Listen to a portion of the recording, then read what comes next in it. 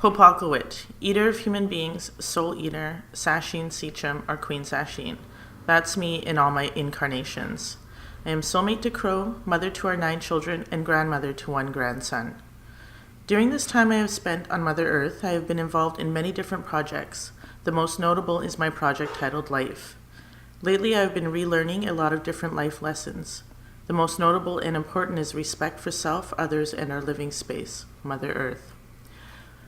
What we eat, drink, breathe, and wear has traditionally been pure and healthy, but in the past 80 to 100 or so years, sadly this is not a reality. We live, eat, breathe, and wear our disrespect casually and with no thought to the damage to our ecosystem and the very food we eat. Indigenous food, or Indian food, for me was the norm growing up, and now it has turned into a treat, something we don't get as often as we should or need, especially so with the salmon. Salmon has been our lifeblood and food staple since as far back as our history tells us. The salmon has fed our people and provided us with sustenance and the means to trade for other foods and wealth. As a Coast Salish and Nuu-chah-nulth woman, salmon has played a large role in my life from babyhood through to my life right now. It was one of the first foods I have eaten as a baby and have fed to my own babies. As First Nations, we are allotted fish on a yearly basis as our food fish, but in the years that have passed, we have not received fish or fish has gone missing and not distributed.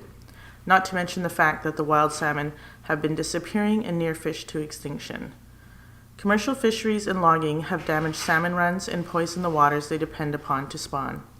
Salmon is very important to me because of what it means to our people and myself, and because of this I am worried that my children and their children will not be able to access food fish anymore due to extinction and or toxicity, not to mention bad band politics. I depend on my food fish to feed my family in times of financial difficulty, and when none is available, or we receive the bare minimum of 1 fish at times, we feel this impact during our winter months. Many of our communities are struggling with this salmon issue, so much so that recently there have been conflict upon the rivers and salmon runs between the sports fishermen and the First Nations. Just last week, the hereditary chief of the Chehalis First Nations was shot in the face with a pellet gun by a sports fisherman on the Fraser River. This incident might have sparked a cowboys and Indians type of war on the water, as in the late summer of 1999. Instead, the communities gathered together and talked about how to resolve conflicts like these. While I am skeptical that a resolution is this easy, it is a start towards respecting the salmon